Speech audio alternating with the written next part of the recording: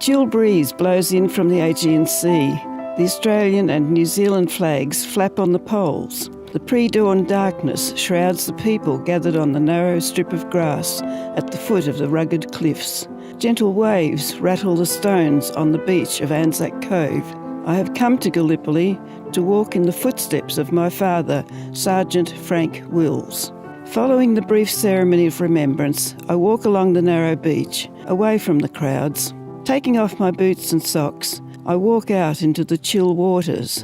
Balancing on the smooth, water-worn rocks, I turn to face the dark cliffs over which a soft glow is beginning to herald another Anzac Day. At the cliff edge of the beach, the scrub opens up to Shrapnel Gully. This is where my father landed on Wednesday, the 8th of December, 1915, as part of the 9th Reinforcements for the 7th Battalion. Climbing the cliff face above the gully, he begins to dig a hole for shelter from the Turkish gunfire and shrapnel raining down from above. On the Gallipoli Peninsula, it was obvious that with the onset of winter, the need to evacuate was inevitable. Frank Wills writes in his diary, "Lots of bombs and shells bursting, issued with iron rations, nearly all the others gone, marched off at dark." Frank was among the last of the 10,000 troops to leave the Gallipoli Peninsula on the 19th of December 1915. By 4:10 a.m. on the 20th of December, the last troops were all safely evacuated with no loss of life. Frank was transported to Lemnos Island along with the balance of the 7th Battalion. Frank wrote in his diary almost every day.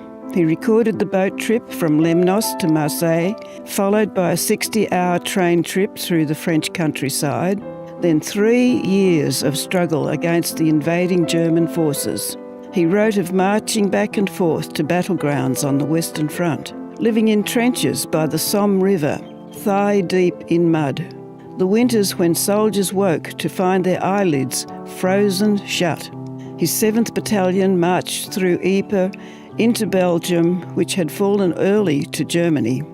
The Australian and New Zealand troops suffered much deprivation and great loss of precious lives. 62,000 Aussies killed and 156,000 wounded. The New Zealanders lost 18,000 killed and 41,000 wounded. By mid-1918, the German forces were preparing to make a final desperate push to reach the French coastline, planning to cross the English Channel and conquer the United Kingdom. But by now, Germany was brought to its knees, and they called for talks of an armistice.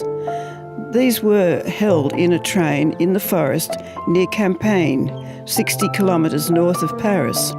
The French Allied Supreme Commander, Ferdinand Foch, negotiated with the German delegation, and after 3 days, documents were signed, thus ending 4 years of terrible conflict and loss of life. Foch insisted on the 11th hour of the 11th day of the 11th month of 1918 as the moment when the guns would fall silent.